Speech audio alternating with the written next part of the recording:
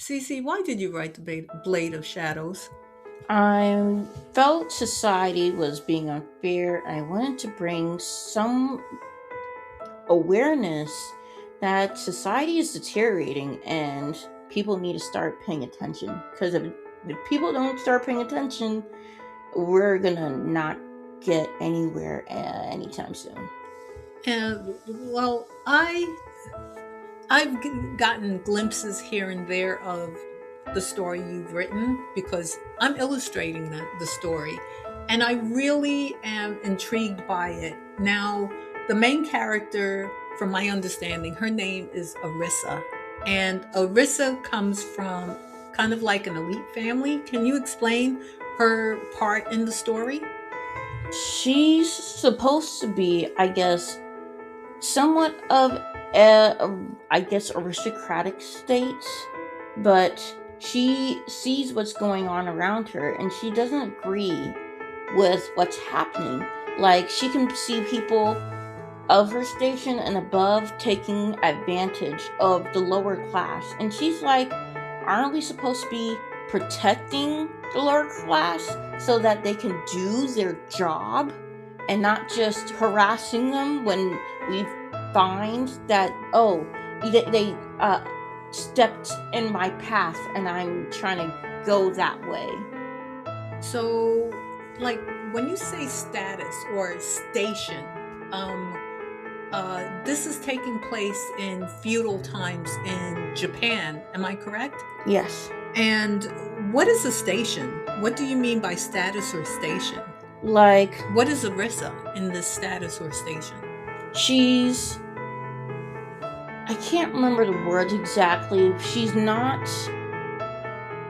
middle class. She's a little bit, but she's not exactly in the higher echelon of. So she's not elite, but she's not lower class, or and she's not. So she's like upper middle class, but not part of the upper echelon of the one percenters of the feudal Japan.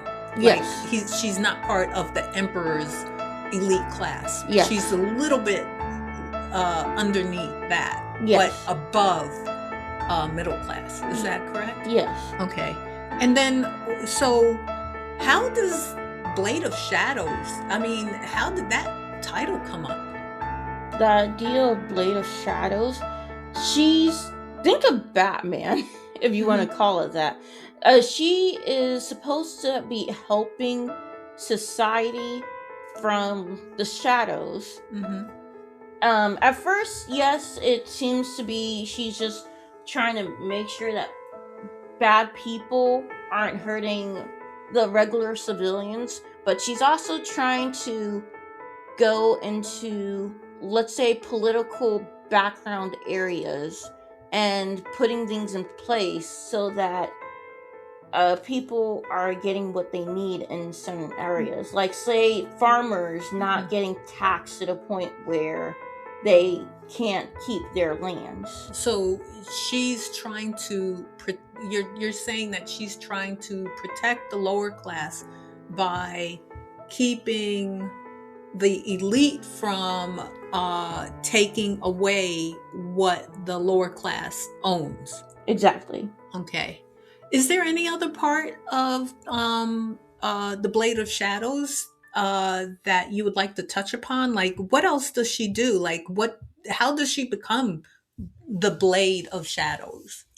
Well, the idea of Blade of Shadows is also the fact that she's not hiding exactly, but the idea now would be that she is a wife of a samurai in the making, but at the same time, the samurai in the making is her husband, who is being cornered, I guess, by the emperor, who wants to invite his children into his So, court. so her husband, who is a samurai in training, he has children.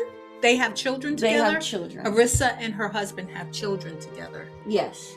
And so as they are growing their family, the emperor turns around and invites the children, the samurai in training, into his fold. And what happens? Um, he's put into a rock and a hard place, and Arisa has to help her family try to get out of that. Okay, and why? Why would she want that? Because she can see that if she doesn't, her family will be, in a sense, taken hostage by the system. Mm-hmm. Because the emperor wants to keep this class system where no one can truly rise, and those that he does decide will rise, he has to have his Total control over them? yes. Is that what you're saying? Okay, so do we see any of that reflection in any other stories? There are some stories like I was saying, like Batman, Robin Hood. Mm-hmm. There are stories that are similar, but most of them are from the side of how men are the ones who are taking the initiative to save everyone, if not all their loved ones, at Mm-hmm. least. But in this story, we have Arisa, who is a woman who is usually of the sex that is looked down upon and everyone ignores. But it's through everyone not paying attention to the wife that she will be the one that's going to be like, I'm going to be saving everyone that I can, including my family. Okay, so and does she have the support of her samurai husband in training? I mean, or samurai training husband? Uh, does she have his support, or is she does have his support reluctantly. It's not like he doesn't want her to do this, but at the same time he knows that if they're ever caught, they'll get into a lot more trouble than they are currently in. But that will be coming in later chapters. Okay, so she does have the support of her husband in her becoming the Blade of Shadows, but being that she is a wife of an aristocrat, which is her husband, that the gentleman in training as a samurai, she still has to keep her status and not be able to show any type of power. And so, with that being said, is it going to be difficult for her to continue to do this? Well, the idea would be that she has supporters that as she goes along her journey, she'll gain support from the people who she saved. Okay. So it won't just be her husband. It will be other people who are like, you know what, we need to help change the system, because if we don't, the system will never change. Okay. Wow. So does it have a lot of political references in there, like that's similar to what is happening now, and in the past? I mean, well, obviously in the past, but are there a lot of things that are occurring now that occurred back then that we're seeing? Yes and no. What's happening now and what's happening back then on the feudal system would be that they still had hierarchies and empires, and right now society has it where it's the richest man that's at the top. So not hierarchy exactly, because if for now in the society, if let's say a parent dies and doesn't put down in will who gets their money, then next generation doesn't get any money, and then there goes that rich family. But feudal system has it where it's more class based. You still have to dictate wealth and everything, but it's more class-based and reputation over there.